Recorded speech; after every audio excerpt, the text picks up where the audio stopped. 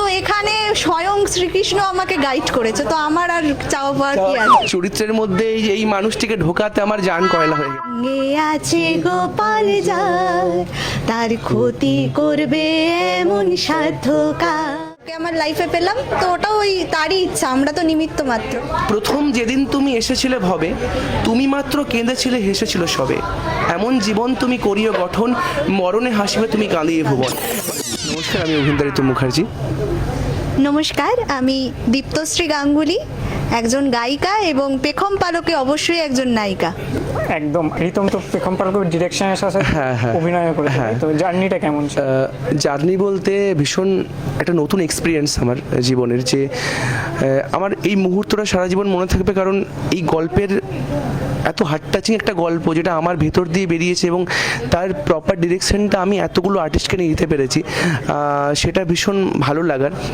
এবং সবচেয়ে বড় কথা হচ্ছে এখানে আমি তিনটে গুরুত্বপূর্ণ চরিত্র অভিনয় করেছি, মানে ভগবান শ্রীকৃষ্ণের যে তিনটে রূপ, মানে মহাপ্রভু শ্রীকৃষ্ণ এবং যে রাখাল রাজা যে রূপের কথা আমি বলছি, সেই তিনটে চরিত্র যখন আমি অভিনয় করেছি, আমার মনে হয় যে আমি চরিত্রগুলো আমার হৃদয়ে আমি ধারণ করেছি। তো আমার মনে হয় এই চরিত্রগুলো যখন আমরা করি, প্রত্যেকটা অভিনেতা বা অভিনেত্রী আমরা আমাদের ভেতর থেকে করার চেষ্টা করি, আর সেটাই বোধহয় আমাদের জীবনের সবথেকে বড় সার্থকতা, যখন প্রত্যেকটা দর্শক বলবেন যে কাজটা খুব ভালো হয়েছে। আর আরেকটা কথা বলতে চাই, এই যে জার্নিটা আমরা আজকে বসে দিচ্ছি খুব ঠান্ডা মাথায়, কিন্তু এই গল্পটা যখন আমরা শুরু করি আর তারপর থেকে শুটিং পর্যন্ত যে বাধা বিপত্তির মধ্যে আমরা গেছি, সেটা খুব সহজ ছিল না। কারণ জীবনে প্রত্যেকটা মানুষের জীবনে যেমন আপস অ্যান্ড ডাউন যায়, তেমনি আমাদের জীবনেও আমাদের মনে হয় যে আপস অ্যান্ড ডাউন গেছে, বা প্রতিদিন একটা কাজের মধ্যে যেমন আমরা সব কিছুই হয়েছে কিন্তু কাজে কখনো আমাদের এফেক্ট পড়েনি। তো এইটুকুই বলবো যে আমরা কাজটা খুব খেটে করেছি, তো আপনারা সেই কাজটা দেখবেন একটু। একদম তোমার চরিত্র, তোমার জার্নিটা কাজের নিয়ে কি বলবে? আমি তো এখানে বলতে চাই যে এটা আমার কাছে একটা জীবনের একটা বড় প্রাপ্তি, কারণ আমার এটা নিজের কম্পোজিশন গান, এবং সেইখানে শ্রীকৃষ্ণের যে এই যে তিনটে রূপ দেখানো হচ্ছে, এটা আমার কাছে অনেক বড় প্রাপ্তির জায়গা। কেননা যখন গানটা প্রথম লেখা হয়েছিল, বেথুন বেরাদা লিরিসিস্ট, উনি যখন লেখেন এবং প্রথম যখন ভাবনাটা ভাবা হয়, তখন ভাবিনি যে জার্নিটা এত দূর যাবে। ভেবেছিলাম নর্মাল একটা মিউজিক ভিডিও হবে, কিন্তু সেইটাকে যে গল্পের আকারে প্রত্যেকটা লাইন ধরে ধরে ইন্ডিভিজুয়াল ভাবে, সেটা অবশ্যই রিতম না থাকলে, পাশে না থাকলে আমি এগোতে পারতাম না। এখনো পাশেই আছে। তো যাই হোক, ওই যেরকম গল্পেও আছে যে শ্রী হচ্ছে একটি ক্যারেক্টার, যে ক্যারেক্টারটি আমি প্লে করেছি মেন ক্যারেক্টার, এবং সেই বাচ্চা মেয়েটি ছোট্ট থেকে ভীষণভাবে স্পিরিচুয়াল, ওর লাইফে কোনো সময় স্মুথ যায়নি, কণ্টকময় জীবন, কিন্তু সেই কণ্টকময় জীবনটাকে যাতে প্রতিটা বাধা পেরিয়ে পথ দেখিয়ে দিয়েছে সেই শ্রীকৃষ্ণ। আমি একটু এর মধ্যে একটা কথা বলতে চাই, সেটা হচ্ছে যখন আমরা কাজটা শুরু করেছিলাম, তো এই চরিত্রের মধ্যে এই মানুষটিকে ঢোকাতে আমার জান কয়লা হয়ে গেছে, যে চরিত্রের মধ্যে চরিত্রটা ভীষণ আমি একটু বলে নিই, মানে চরিত্রটা ভীষণ টাফ একটা চরিত্র, একটি মেয়ের জীবনে কিভাবে ঈশ্বর তার জীবনটাকে টোটালি চেঞ্জ করে দিল বা পরিবর্তন করে দিল, সেই গল্পটাই বলতে আসছে পেখম পালক। আর এই গল্পের মেন যে থিম, ভগবানের কাছে ভক্তের সমর্পণ, এবং একটি মেয়ে, যে মেয়েটির জীবনে সারাক্ষণ মনে হতো যে আজকে আমি এটা, কালকে আমি ওটা, রূপ সৌন্দর্য সব কিছুর তার কাছে একটা গুরুত্ব ছিল, তার চিন্তা ভাবনা থটসের মধ্যে যখন সমর্পণ ব্যাপারটা এলো, তখন তার মনে হলো আমি কিছুই নই, সব তিনি এবং সব কিছু তিনিই করাচ্ছেন। তাই সেই মুহূর্তে দাঁড়িয়ে সেই মেয়েটির জীবনে কিভাবে পরিবর্তন এলো, সেই পরিবর্তনের গল্পটাই পেখম পালক বলবে। এবং এই মেয়েটির একটা ভেতরে একটা সবসময় ওই চাওয়া পাওয়া ছিল, ঠিক আছে, যে আমি আজকে এটা কেন পাচ্ছি না, আমার জীবনে কেন ভালো হচ্ছে না, তাহলে কি ঈশ্বর আমার ভাগ্যে নেই, বা আমার জীবনে ঈশ্বর কি কোনোভাবেই আমার প্রতি বিরূপ, বা ঈশ্বর কি আমাকে সাহায্য করবেন না, এই জিনিসটা তার মাথার মধ্যে আসতো। তখন ঈশ্বর বুঝিয়ে দিল যে আমি ভক্তের কাছে হাজার হাজার পরীক্ষা নিই, কিন্তু ভক্তের কাছে যখন আমি আসি, তখন তাকে আমি পরিবর্তন করে দিয়ে যাই, তখন তার মনে কোনো চাওয়া পাওয়া থাকে না, তখন তার মনে একটা জিনিস থাকে, সেটা হচ্ছে ঈশ্বর। আর এই ঈশ্বরের হ্যাঁ, তো এই যে বললো না যে আমাকে ক্যারেক্টারে ঢোকাতে অনেক কিছু হয়েছে, আমি একটা জিনিস খুব মনে করি যে কোনো কাজ যদি একটু বকা খাওয়া খাওয়া বা শাসন হয়, তো তখন ভালোভাবে সেই জিনিসটা আমি উতরে যায়। তো এখানে স্বয়ং শ্রীকৃষ্ণ আমাকে গাইড করেছে, তো আমার আর চাওয়া পাওয়ার কি আছে।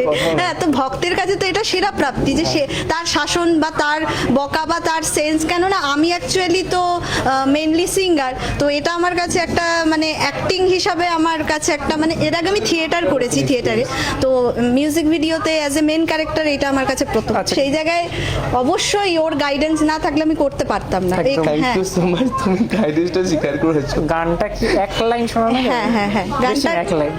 আচ্ছা, দুজনেই গাইবো। আচ্ছা, ওই চলছিল থেকে করছি। চলছিল সব ভালোই, হঠাৎ হলো এমন কি যে হারিয়ে গেল রাখাল ছেলে, নয়ন গেল ভিজে, জানিয়ে গেল কি যে সুধা মা নামের ওই ডাকে, মা না হলেও মা হওয়া যায়, শিখিয়ে গেল তাকে, শিখিয়ে গেল তাকে। সঙ্গে আছে গোপাল যার, তার ক্ষতি করবে এমন সাধ্যকার। জয় গোপাল, জয় গোপাল, জয় গোপাল গোবিন্দ, জয় গোপাল, জয় গোপাল, জয় গোপাল গোবিন্দ। গাইবো একটু। দুকলি গাইবে। আর একটা ডায়লগও শুনবো। না, হ্যাঁ, একদম। ডায়লগের থেকে হচ্ছে এরপরে যে লাইনটা আসছে একটু শুনে নিন আপনারা দর্শক বন্ধুরা। এইখানে আছে এই একটা- লাইনটা, এই এটার মধ্যে লাইনটা- টুইস্ট আছে, একটা টুইস্ট আছে, টুইস্ট আছে। এই টুইস্টটা আমি একটু টুইস্টটা গাই। বলার আগে বলেন। হ্যাঁ, আর টুইস্টটা হচ্ছে কি যে আড়াল কীর্তন। আড়াল কীর্তন মানে আমাদের এই আড়াল ব্যাপারটার মধ্যে শোনাতে গিয়ে আমি কতবার যে গাইড করেছি, মানে বোধহয় 100 বার হয়ে গেছে এই আড়াল আড়াল করে এইভাবে করে আড়াল গেছি। থেকে দেখে ভক্ত। তো এইভাবেই কিন্তু আড়ালটাই সফট হবে সে ব্যাপারটা বোঝাতে পারছিলাম না আমি। তো যাই হোক, আমি একটু গাইছি ব্যাপারটা। আসলে তো রাখাল কভু যায় না কোথাও ছেড়ে, ওষুধ হয়ে আসে যাতে অসুখটা যায় সেরে, আড়াল থেকে লক্ষ্য রাখে ভক্তজনের দিকে, ভক্ত যাতে বিপদ এলে কাটিয়ে উঠতে শেখে, কাটিয়ে উঠতে শেখে। সঙ্গে আছে গোপাল যার, তার ক্ষতি করবে এমন সাধ্যকার। জয় গোপাল, জয় গোপাল, জয় গোপাল গোবিন্দ, জয় গোপাল, জয় গোপাল, জয় গোপাল গোবিন্দ। দারুণ। গোপাল গোবিন্দ, গোপাল গোবিন্দ। একদম খুব সুন্দর গান। এখনই গানটা হিট। এইখান থেকে ইন্টারভিউতে গানটা হিট হয়ে যাবে। এখানে থেকে ইন্টারভিউতে হিট হয়ে যাবে। তো ব্যাপারটা হচ্ছে, আমি যে কথাটা বলতে চাই যে একটা কথা আমি সবসময় মনে করি যে শিল্পীদের সব কিছু জানা উচিত। এই যে আমি ডিরেকশন দিয়েছি বা আমি অভিনেতা হয়ে কিন্তু থেমে থাকিনি, আমি গানটার মধ্যেও চর্চায় ছিলাম এবং যিনি গানটা গেয়েছেন আমি তাকেও সবসময় হেল্প করেছি। আমি একটা কথা সবসময় মনে করে থাকি যে এটা তো টিম ওয়ার্ক, তাই প্রত্যেকের সাথে যদি কানেক্টেড না থাকি তাহলে কিন্তু আমরা কোনো কিছু মানে কোনো কিছু ক্রিয়েট করতে পারবো না। আর আমার মনে হয় কিছু ক্রিয়েট করতে গেলে প্রত্যেকটা মানুষের বন্ডিংটা ভীষণ ইম্পর্টেন্ট, সেখানে ক্রিয়েশন তৈরি হয়। এবং আমরা যখন কিছু ক্রিয়েট করি তার চিন্তাটা ভাবনাটা আলাদা রকম থাকে। এবং যিনি গানটা গেয়েছেন সেটা তার সৃষ্টি, আমার ডিরেকশন, আমার ভাবনা, বেথুনদার লেখা, সব কিছু। হ্যাঁ, সব কিছুই অ্যাকচুয়ালি কাজ করতে গেলে সবসময় একটা ফ্যামিলির বন্ডিং তৈরি করাটা খুব একদম, একদম। ইম্পর্টেন্ট। আচ্ছা, যখন গানটা তৈরি হয়েছিল মানে মিউজিকটা আমি বলছি, তখন সেই ঘটনাটা কি, চিন্তা ভাবনা, হঠাৎ এরকম গান কেন, চিন্তা ভাবনাটা কি ছিল? শ্রীকৃষ্ণ এখানে বেশি কথা বলছে। হ্যাঁ, বিষয়টা হচ্ছে না, গানটার প্রতি আমার একটা অদ্ভুত ভালো লাগা ছিল যখন বেথুনদা গানটা দিল। গানটা কিভাবে দিল সেটা তো ও বলতে হ্যাঁ, হবে। গানটা যেভাবে মানে আমি বলছি, হ্যাঁ সেটা হচ্ছে কি যে একটা মেয়ের জীবনে, মানে এটা তো একটা মানুষের জীবনের গল্প। তো আমাদের দুজনের বলতে গেলে খুব স্পিরিচুয়ালি কানেকশন তৈরি হয়। মানে আমি মনে করি যে হয়তো ঈশ্বর না পাঠালে তো কিছু হয় না। তো একটি মেয়ের জীবনে যখন মিসক্যারেজ হয়, তারপরে সেই মেয়েটি যখন যখন সমস্ত দিকে কুলকিনারে হারিয়ে ফেলে এবং তার পরিবার, তার হাজব্যান্ড বা সে তার মা বাবা সবাই খুব ক্লান্ত হয়ে পড়ে। এবং আমার মনে হয় যে সময় দাঁড়িয়ে আমার আশা হয় বা আমি চরিত্রের মধ্যে ঢুকি, আমার মনে হচ্ছিল যে একটা মেয়ে বা তার পরিবার দুজনেই একটা প্রবাহমান নদীর মধ্যে যাচ্ছে। তো সেই নদীর মধ্যে তারা যাতে ভেসে না যায়, তখন আমরা একটা কাঠটুকরোর মতো আমি এসে দাঁড়িয়েছিলাম যে এই কাঠটুকরো দিয়ে যাতে ওরা পারে উঠে আসতে পারে। সেই সময় আমার মনে হয়েছিল হয়তো ভগবান আমাকে এই কাজটা করাচ্ছেন যাতে আমি কিছুটা হলেও ওদের ওই সন্তানের জায়গাটাকে অনুভব, যে কষ্টটা, সেটা থেকে ওদের মুক্তি দিতে পারি। মানে পুরো পরিবারকে বলো বা আমি এনাকে তখন মানে মা ডাকি বা বলি যে তুমি যতদিন না তোমার সন্তান হয় তুমি আমাকে সন্তানের জায়গায় রাখতে পারো, এটুকু বলা। তো এই গল্পের থেকে, এই ভাবনার থেকে আমাদের এই প্রথম উৎপত্তি। তারপর তো বলেই তো দিল। আর অ্যাকচুয়ালি সেটাই, মানে মা ডাকটা কিন্তু কখনো ওই রকম ভাবে হয় না যে আমার নিজের সন্তান মানে সেই সন্তান, ওটা একটা অনুভূতির জায়গা। সেই জায়গায় দাঁড়িয়ে যখন ওকে আমার লাইফে পেলাম, তো ওটা ওই তারই ইচ্ছা, আমরা তো নিমিত্ত মাত্র। হ্যাঁ, তো তখন গিয়ে আবারও আমার পুনরায় আবার স্টেজ করা, পুনরায় ভাবা যে কিছু আবার নতুন কিছু, আর এমন কিছু মেসেজ বার্তা নিয়ে আসবো যেটা প্রত্যেকের মনে গেঁথে থাকে। আজকে দাঁড়িয়ে লতা মঙ্গেশকর বা আশাজি কেউই হয়তো বেঁচে নেই, কোনো শিল্পীরাই তো বেঁচে থাকে না, কিন্তু সে বেঁচে থাকে তার কাজের মাধ্যমে। তো আমার এই কাজটা যেন মানুষের মনে গেঁথে থাকে, একটা গান যেন ওই পেখম পালক যেন সবার মানে মন ছুঁয়ে যায়। হ্যাঁ, এই বেথুন দা যিনি লিরিসিস্ট, অ্যাকচুয়ালি আমার আর রিতমের ভাবনাটা ছিল, কিন্তু বেথুন দা যেহেতু আমার সঙ্গীত গুরুজি শুভদীপ স্যারের সূত্র ধরে, হ্যাঁ একদম তার পরবর্তীতে দাদা তখন শিলিগুড়ি থেকে ফিরছে এবং ট্রেনের মধ্যে বসে বসে তখন ওই গানটার লিরিক্সটা লিখে পাঠালো। তো এটা আমার কাছে একটা বড় প্রাপ্তির জায়গা যে দাদা তখন একটা জায়গায় গেছে, সে শিলিগুড়িতে বসে বসে গানটা লিখছে। আর আমি আরেকটা কথা একটু বলতে চাই, সেটা হচ্ছে যে এই গানটা যখন তৈরি হয় তখন প্রথম দিকে কিন্তু আমাদের কিছু জায়গায় চেঞ্জেস এসেছিল, আমার মনে হচ্ছিল যে চেঞ্জ করা দরকার। তখন বেথুনদা কিন্তু খুব তাড়াতাড়ি ওটা করে দিয়েছিল, মানে একজন প্রফেশনাল মানুষের ওই যে কোঅপারেশন ব্যাপারটা, ওই যে প্রত্যেকটা মানুষ প্রত্যেকের সাথে কানেক্টেড বললাম, তো এই টিমটা মানে ভীষণ ভালো ছিল। মানে আমরা যখনই যেটা বলেছি সেই হিসেবে কাজটা করে দিয়েছিল। তো আমরা প্রথম থেকে খুব ভালো সাপোর্ট পেয়েছিলাম। আর এই গল্পের নামটা কিন্তু এখানে আমি দিয়েছিলাম পেখম পালক, এবং আমার এই যে গল্পের নামটা পেখম পালক, আমার মনে হয়েছিল এই নামটা বোধহয় অদ্ভুত পজিটিভ একটা সাইন করে আমার মনে হয়েছিল যে, এবং খুব ইউনিক একটা নাম, যেখানে আমি পেখমকেও পাচ্ছি আবার ময়ূরের পালককেও পাচ্ছি। তো সেখানে যেহেতু কৃষ্ণকে নিয়ে বা ভক্তকে নিয়ে গল্প, সেহেতু পেখম পালক নামটা আমাদের খুব খুব সুটেবল মনে হয়েছিল। তো যাই হোক, আমি একটা কথা বলতে, ও বললো যে মানে শিল্পীরা কাজের মধ্যে বেঁচে থাকে, আমি একটা কথা বলতে চাই যে হয়তো আমরা একটা সময় থাকবো না, কিন্তু এই কাজগুলো আমাদের থেকে যাবে। আমরা পেখম পালক বানালাম কাদের জন্যে?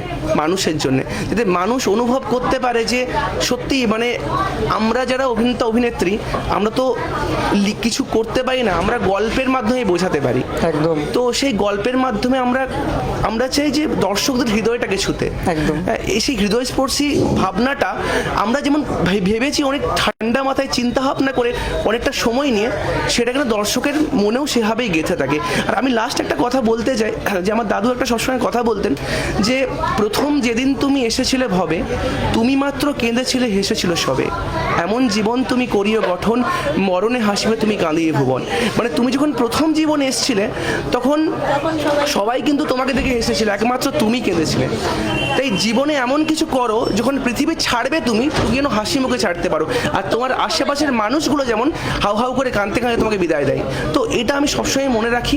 আর আমি যেভাবে এগোচ্ছি, অনেক হয়তো বাধা আসছে আমার জীবনে, কিন্তু আমি মনে করি যে সেই ঈশ্বরই আমাকে পথ দেখাবেন। তুমি তাই। আর আমরা নবদ্বীপের মাটিতে যখন শুটিং করতে গেছি, তার অভিজ্ঞতাটা মানে সেটা ভাষায় প্রকাশ করা যাবে না। এবং তখন আমরা যে ডেটটায় গেছি আর কি, 27 তারিখ বোধহয় স্টার্ট হলো আমাদের, না আমাদের 29 তারিখ স্টার্ট হলো না, হ্যাঁ 27 তারিখ আমাদের কি অন্য লোকেশনে ছিল। তো 29 তারিখে তারপরেই আমাদের জগন্নাথ দেবের পূর্ণ স্নান যাত্রা, অঝোরে বৃষ্টি। তো তার মধ্যে একটা আলাদাই, হ্যাঁ ওর ভেজা, তখন শ্রী চৈতন্য দেবের ক্যারেক্টার করছে, ওইভাবেই ফিরছে। আবার আমরা যে টোটোর মধ্যে দিয়ে আসছি, টোটোকে রথ টানছে, মানে পার্থসারথী হয়ে। এটা আমি একটু সেটার কোনো ভিডিও আছে? না, সেটার ভিডিও নেই, কিন্তু বিষয়টা হচ্ছে যখন আমি অদ্ভুতভাবে যখন মহাপ্রভু রূপে নিজেকে দেখলাম, ওই মহাপ্রভুকে না আমার মনে হয় আমি ওটা কোনো চরিত্র হিসেবে করিনি, ওটা আমি মনে হয় আমি নিজে স্বয়ং ওই চরিত্রটা হয়ে উঠেছিলাম। আর আমার মনে হয়নি কোনো চরিত্র, ওটা আমি নিজেই যেন ছিলাম। আমার কখনো কোনো জন্মের হয়তো একটা প্রাপ্তি ছিল, যেখানে বোধহয় আমার মনে হয়েছিল এটা যে হয়তো সেই মানুষটা আমিই ছিলাম, এটা আমার ফিল হয়েছিল। আরেকটা কথা আমি একটু বলতে চাই যে এই চরিত্রটা সবসময় দেখুন, প্রথম কথা হচ্ছে যে কৃষ্ণ একটা অন্য চরিত্র, আর মহাপ্রভু হচ্ছে কৃষ্ণ আর রাধার মিলিত একটা রূপ। মানে যে ওই রাধা হচ্ছে মানে অন্তরের কৃষ্ণ, মানে কৃষ্ণ অন্তরে রাধা মনে।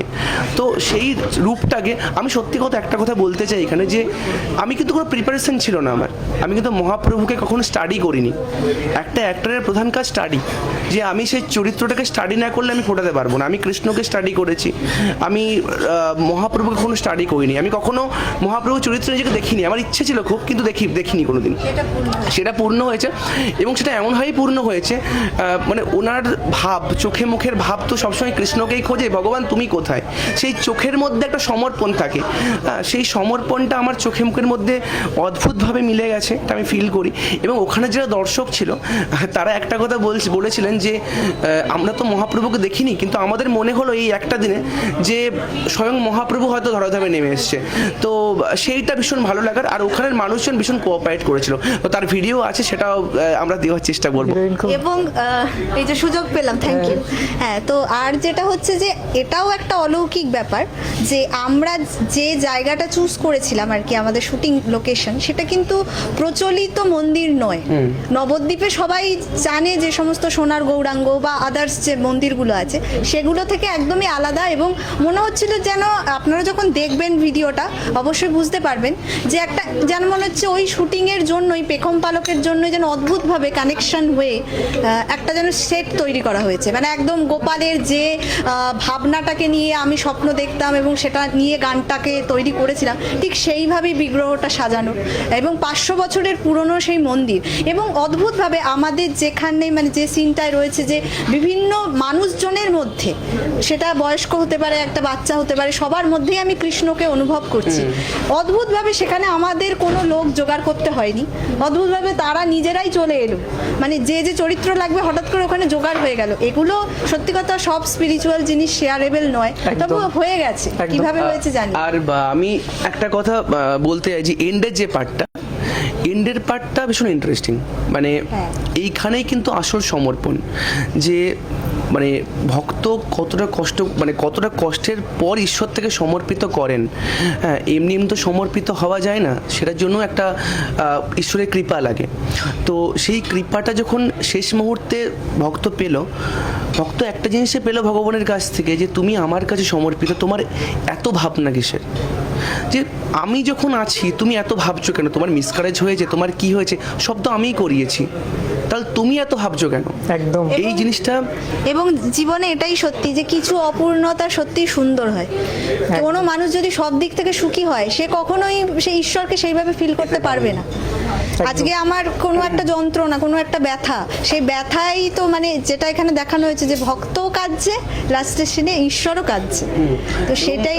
এবং এই যে কান্নার কথাটা বলছি, মানে এই কান্নার বিষয়টা যেটা বলছিলাম, সেটা হচ্ছে যে মানে ভগবান কাঁদছে, মানে শ্রীকৃষ্ণের চোখে জল, এইটা তো পরম প্রাপ্তি। মানে এইটার পর তো আর কিছু চাওয়া পাওয়া থাকে না। কারণ আমরা যারা ভগবানকে মন থেকে মানি, দেখুন এটা তো লোক দেখানি হয় না, এটা শোয়াপের জিনিস নয়, এটা অন্তরের জিনিস। আমরা ঈশ্বরকে আমি ঈশ্বরকে অন্তরে ধারণ করি, আমি কখনোই দেখাই না যে আমি ঈশ্বরের প্রতি সমর্পিত, 5 জনকে বলে বেড়াচ্ছি, এরকম নয়।